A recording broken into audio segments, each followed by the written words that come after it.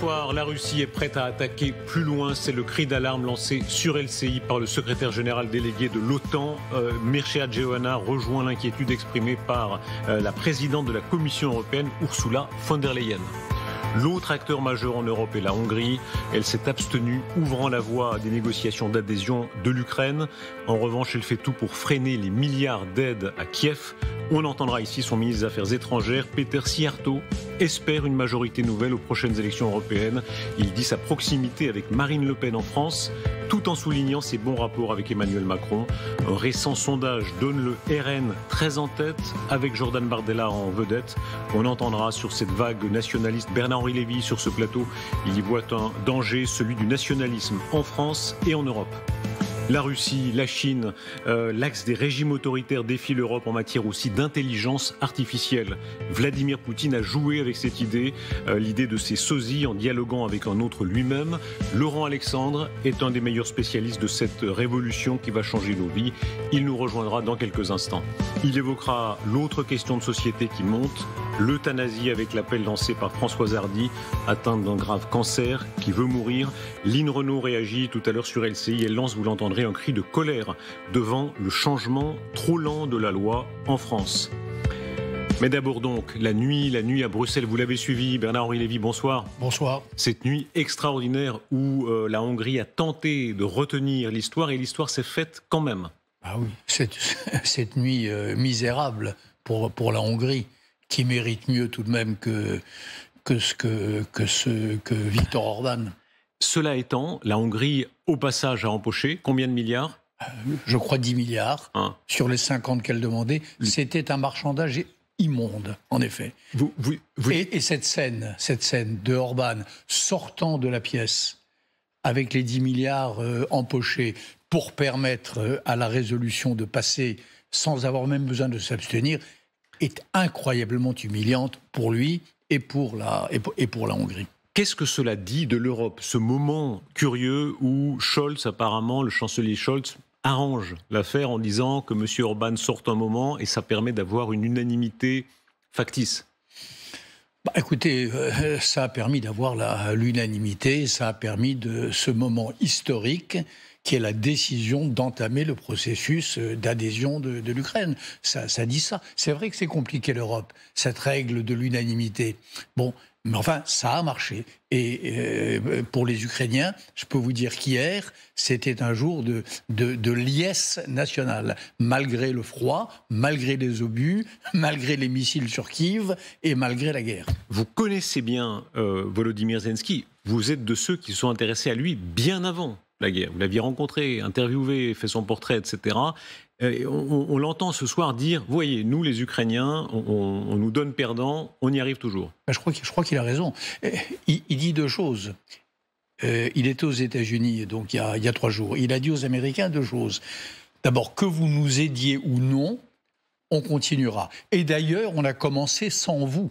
C'est ça que Zelensky a dit. C'est-à-dire, n'oubliez pas que lorsque la guerre a commencé, pendant plusieurs mois, le mois de mars, probablement le mois d'avril, le mois de mai, parce que l'aide a été très lente à arriver, ils se sont battus tout seuls, avec leur ingéniosité, avec leur intelligence technique, avec leurs artisans fabricateurs de drones.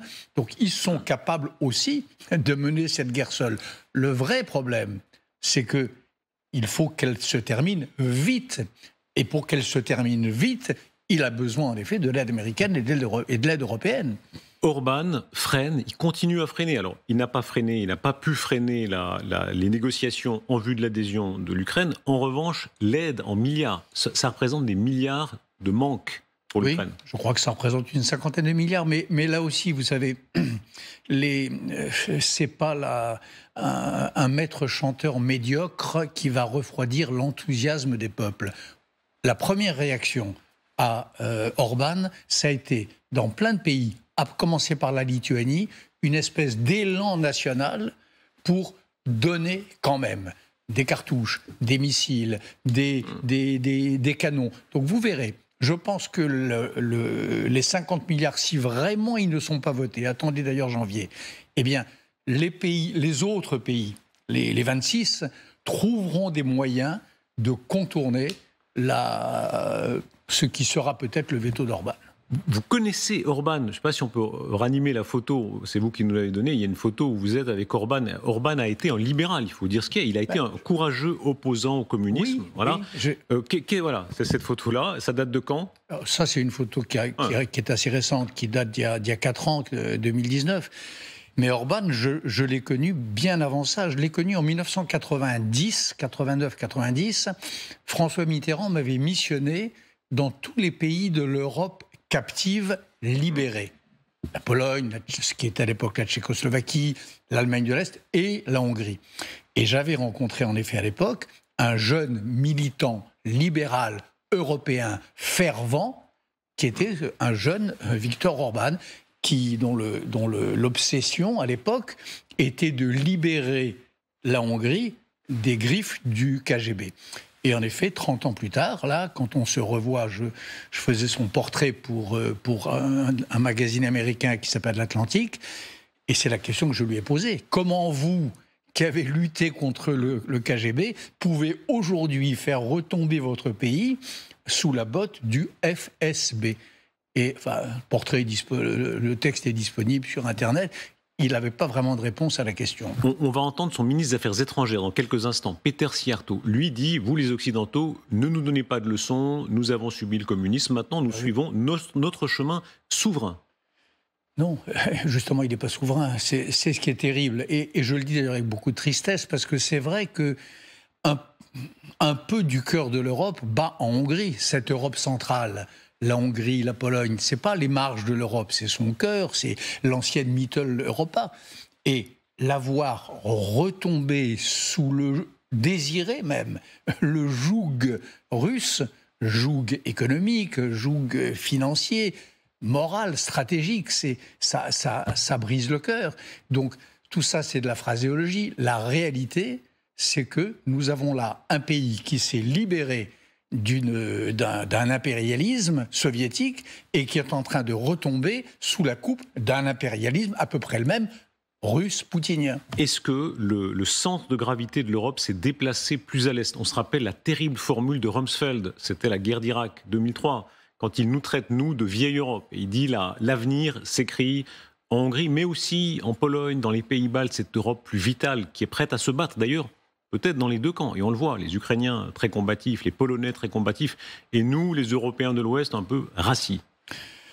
Rassis, je ne sais pas, mais c'est vrai qu'ils nous donnent des leçons d'Europe. Les Ukrainiens nous donnent des leçons d'Europe. Les Ukrainiens aujourd'hui se battent, prennent le risque de mourir. Et quand ils meurent en héros, pourquoi? Pour l'Europe. Pour rejoindre l'Europe, au nom des valeurs européennes, sous le drapeau ukrainien et le drapeau... Vous savez, je n'oublierai jamais le Maïdan, qui a été le déclenchement de tout ça, la révolution de la dignité en 2014. Des jeunes gens mourraient en serrant entre leurs bras le drapeau étoilé de l'Europe. C'est ça l'Ukraine. Donc, l'Ukraine nous donne des leçons d'Europe. Voilà, ça c'est vrai. C'est-à-dire, en gros, c'est pas rassis. C'est qu'il y a des valeurs auxquelles on s'habitue, qui finissent par perdre de leur intensité et qui retrouvent leur lustre, leur éclat, lorsqu'elles sont brandies par des peuples qui se battent pour les conquérir. Où va le sens de l'Europe, Bernard Lévy, quand on voit un certain nombre d'élections récentes, Wilders aux Pays-Bas, mais aussi une vague nationaliste très importante dans beaucoup de pays d'Europe, et la Hongrie se situe là-dedans. On va entendre Szijjártó, extrait de l'interview qu'on entendra plus complètement tout à l'heure, ministre donc des Affaires étrangères hongrois, qui dit « Marine Le Pen, très bien, on se sent proche ». Il ajoute bien d'ailleurs qu'ils ont de bons rapports avec l'actuel pouvoir en France, mais il y a une proximité, dit-il, sur beaucoup de sujets, presque tous, avec Marine Le Pen. Écoutez l'extrait. Est-ce que vous espérez, aux prochaines élections européennes, en juin, que la majorité du Parlement européen change? Yeah, would be great, of course. Oui, ça serait excellent, bien sûr. Est-ce que Madame Le Pen en France, pour vous, est-ce que vous la considérez comme une alliée dans ce sens? Écoutez, si vous considérez les parties prenantes des politiques locales ici en France, il est évident que si vous voyez ce que Madame Le Pen représente, elle a des points de vue qui sont très similaires aux nôtres sur la famille, l'immigration, la souveraineté, la spécificité nationale. Ce qu'elle représente, c'est très proche de ce que nous représentons. Mais bien sûr, il y a certaines variabilités. Moi, je viens de Hongrie, elle est française. Donc très clairement, au-delà de ça, nous avons une très bonne relation, ce qui ne nous empêche pas d'avoir une très bonne relation avec votre président aussi. Bernard-Henri Lévy, un axe, on voit une nouvelle Europe qui, en partie, on verra ce qui ça donnera en juin, mais qui est en train de monter sous nos yeux. C'est pas une nouvelle Europe. Un axe, oui. Une internationale populiste et souvent brunâtre, c'est vrai. Enfin, c'est pas encore la nouvelle Europe. Et je vous rappelle quand même, il y a la Hongrie, avec, je pense, un Orban vieillissant et en voie d'affaiblissement, mais vous avez la Pologne, où les jumeaux d'Orban ont été battus par M. Tusk, qui a gagné les élections, qui fera son gouvernement, qui le fait. Voilà. Donc c'est pas... pour l'instant, on ne sait pas dans quel sens l'histoire va pencher. De derniers sondages montrent que le Rassemblement national est, aux prochaines élections européennes, très loin devant, mais vraiment très très loin devant Renaissance, très loin devant tous les autres. Est-ce que ça vous inquiète ? Bien sûr que ça m'inquiète. Ça m'inquiète depuis 40 ans. Le Front National. Est-ce que c'est le même ? Est-ce que c'est le même qu'il y a 40 ans ? Bien sûr que ce n'est pas tout à fait le même. Mais il n'a pas non plus changé. L'ADN est le même, les fondamentaux sont les mêmes. Et puis après, comme ils ne sont pas totalement idiots, ils changent un peu avec le mouvement de l'histoire. Ils renoncent apparemment à la sortie de l'euro. Enfin, il y a des prudences, il y a peut-être aussi des changements. Mais fondamentalement, l'ADN du Rassemblement national et l'ADN du Front national est identique. Comment comprendre des avis loin du vôtre, y compris des gens tout à fait honorables, plus qu'honorables, comme Serge Klarsfeld, qui disent il y a un moment donné où si des gens du Rassemblement national évoluent, il faut les capter. Il n'y a pas de raison, au contraire, de vouloir les repousser. Les capter, ça veut dire quoi ? S'ils évoluent dans un sens démocratique pleinement, pourquoi vouloir absolument continuer à les repousser ? Mais pour l'instant, ils n'évoluent pas dans un sens démocratique. Soutenir Poutine aujourd'hui, c'est le contraire d'aller dans le sens de la démocratie, c'est vouloir l'affaiblissement de l'Europe, c'est vouloir le chaos à nos frontières, c'est tellement profondément anti-républicain. Nous ne sommes pas dans ce cas-là. Nous ne sommes pas dans le cas d'un vrai aggiornamento qui ferait que les gens du Rassemblement national seraient touchés par la grâce de la démocratie centriste. On en est très loin. Donc je pense que dans Serge Klarsfeld, puisque vous l'évoquez, je ne sais pas, est aveuglé peut-être par son optimisme, mais je crois qu'il se trompe. Le phénomène Bardella, parce qu'évidemment, en tout cas le phénomène du moment, comme tous les phénomènes politiques, on verra ce que ça durera, mais quand Bardella dit pourquoi pas être Premier ministre, Bardella n'a pas 30 ans. Est-ce que vous reconnaissez la réalité de ce phénomène politique de fait ? Vous savez, les phénomènes ceci, phénomène cela, ça c'est vraiment tellement le rythme le plus antidémocratique de la politique. C'est pas comme ça que ça marche. Il y a des tendances de fond. Il y a une tendance de fond, en effet, c'est qu'il y a un mouvement vers le populisme et vers le nationalisme extrême et vers la banalisation des thèses de l'extrême droite. Il y a une tendance de fond qui est la même chose à l'extrême gauche, qui est la banalisation d'une extrême gauche radicale, antisémite et également anti-occidentale. Et puis il y a une tendance de fond, une autre, qui est le fait qu'il y a, je crois, encore en France, des gens raisonnables qui ne veulent ni ça ni ça. Et qui veulent, en effet, qui sont attachés à la laïcité, à la République, à l'ancrage de notre pays dans l'Europe et l'Occident. On arrive quand même à un moment où, par un jeu démocratique tout à fait normal, une hypothèse serait que le Rassemblement national gagne assez les élections pour que Jordan Bardella soit Premier ministre. Est-ce que ça vous poserait un problème ? Bien sûr que ça... oui, ça me poserait un problème. Et ça me pose d'ailleurs un problème y compris philosophique, parce que ça veut dire quoi, ça ?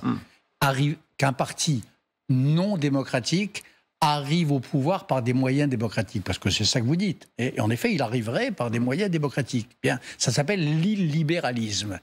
Et il y a une manière de concevoir la démocratie qui consiste à la réduire à un pur processus électoral et dont nous savons par l'histoire qu'il mène au pire. Mais qu'est-ce qui est encore antidémocratique au Rassemblement national, selon vous ? Par exemple, leur conception de l'immigration, la brutalité avec laquelle ils abordent la question,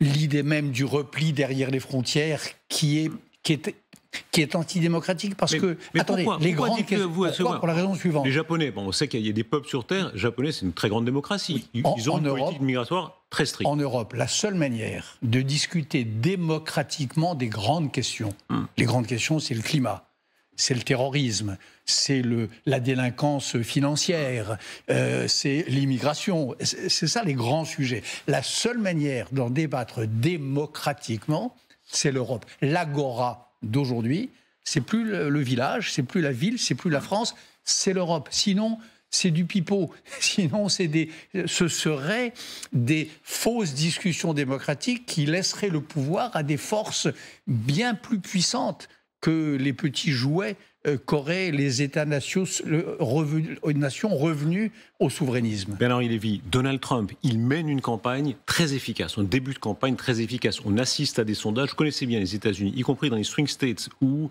il obtient des résultats pour l'instant très convaincants. On sait très bien que c'est très long, que c'est très compliqué, tout est possible encore, mais de fait, objectivement, c'est ça. Est-ce qu'il est aujourd'hui le maître de tous ces milieux-là ? Est-ce qu'il est le donneur du ton ?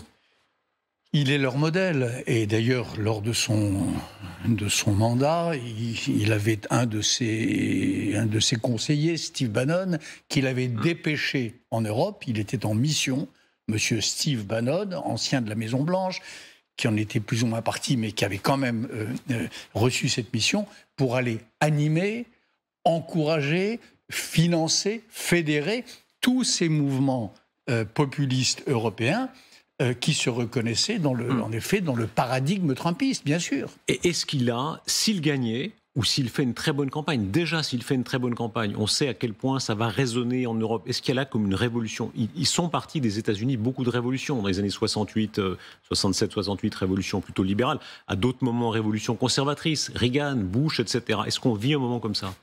Oui, évidemment que si Trump venait à être réélu, malgré tout ce que l'on sait, malgré l'affaiblissement considérable qu'il infligerait aux États-Unis, malgré toutes les décisions qu'il a annoncées qu'il prendrait aussitôt élu, notamment l'arrêt de l'aide à l'Ukraine, ce serait dévastateur pour l'Occident. Comment est-ce que vous comprenez cette espèce de lien qu'il a avec Poutine ?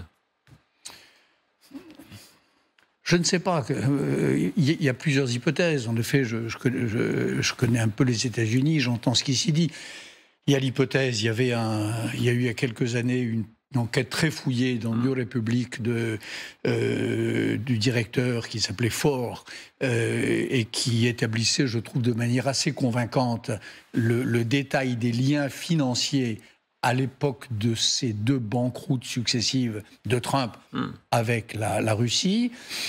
Et puis, il y a aussi probablement des espèces de fraternité virile que, personnellement, je trouve obscènes, mais qui existent sûrement entre certains de ces leaders illibéraux, à commencer par Trump et Poutine. Puis on peut tout imaginer, j'en sais rien. Mais c'est vrai, Poutine n'en fait pas mystère. Poutine le dit. Il a un candidat, c'est Trump. Il a un espoir, c'est son retour à la Maison-Blanche. Il fait durer la guerre dans l'idée que Trump l'arrêtera à son bénéfice, à lui, Poutine. Donc, Trump est le candidat de Poutine. Il faut que les Américains le comprennent. Quand vous voyez Poutine à la conférence de presse d'hier, ce Poutine qui semble effectivement jouer le temps joue-t-il pour lui ?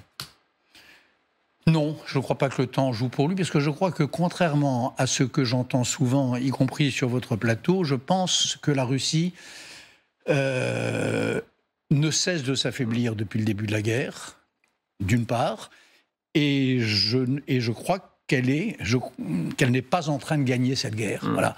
Vous savez, les Ukrainiens n'ont pas réussi aussi bien leur contre-offensive qu'on pouvait l'espérer. Mais enfin, 2023 va s'achever.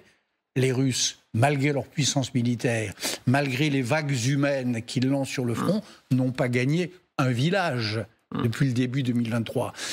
Poutine peut fanfaronner. Sa flotte, qui était le joyau de son armée en mer Noire, a été soit détruite, soit aux abris, soit éloignée. Victoire éclatante des Russes. La Crimée est aujourd'hui à portée de canons ukrainiens. Donc, bien sûr qu'il peut plastronner devant des publics choisis, devant des citoyens soigneusement sélectionnés. Mais la réalité est là. La réalité, c'est qu'on fait la queue aujourd'hui à Moscou pour acheter des œufs, comme à l'époque l'Union soviétique. La vérité, c'est que la monnaie russe, le rouble, a chuté et continue de chuter vertigineusement, malgré les contournements des sanctions. Parce qu'évidemment, c'est plus compliqué de sanctionner la Russie que le Zimbabwe. Mais la vérité, c'est que la Russie s'affaiblit de jour en jour. Est-ce que vous croyez au vertige de puissance tel qu'il osera toucher, mordre, tenter quelque chose, même contre l'OTAN? Darius Rochebin, avant même la guerre contre l'Ukraine, il y avait tous les mois, 4 fois par an, des violations de l'espace aérien d'un pays de l'OTAN par les avions russes, y compris en France, y compris au-dessus de l'est de la France, c'est arrivé. Donc, depuis 10 ans, on ne veut pas l'entendre, mais depuis 10 ans, Poutine a un programme, c'est défier l'OTAN. A une idée, c'est provoquer le démembrement de l'Union européenne. A un ennemi, c'est l'Occident. Il le dit. On n'écoute pas ce que disent les dictateurs. L'idée de vengeance, ça l'anime? Non, c'est pas la vengeance, c'est une idéologie construite. Je sais pas, c'est Hubert Védrine qui dit, et je suis jamais d'accord avec lui, mais sur ce point il a raison, que Poutine est un homme qui a lu, qui réfléchit, et il a une doctrine construite qui s'appelle l'Eurasie, qu'il oppose terme pour terme à l'Occident atlantiste. Et il consacrera ce qui lui reste de vie, comme il a consacré les 20 premières années de sa carrière, à faire aboutir ce programme, c'est-à-dire à nous détruire. Moi, j'étais là aux États-Unis, j'ai vu certains de ces congresswomen et men qui tiennent entre leurs mains le destin militaire de l'Ukraine. Et je vais leur présenter mon dernier film début janvier. Je n'ai cessé de leur dire 2 choses. 1, les Républicains, Ronald Reagan, s'il revenait sur Terre ou là où il est, il a honte de vous, premièrement. Et deuxièmement, Poutine vous est. Je suis allé sur Fox News, la chaîne... Pour vous, c'est le diable, ultra républicaine et trumpiste. Et j'ai dit ça au speaker Johnson. Poutine vous est. Vous êtes tout ce qu'il abhorre dans l'humanité. Merci beaucoup Bernard-Henri Lévy. Dans un instant, une question de société qui monte, c'est l'euthanasie, avec l'appel lancé par Françoise Hardy. Et vous l'entendrez sur LCI, la réaction de Lynn Renaud. Elle lance un cri de colère devant la lenteur des changements de la loi. On marque une très courte pause et on se retrouve avec Lynn Renaud et aussi Laurent Alexandra tout de suite.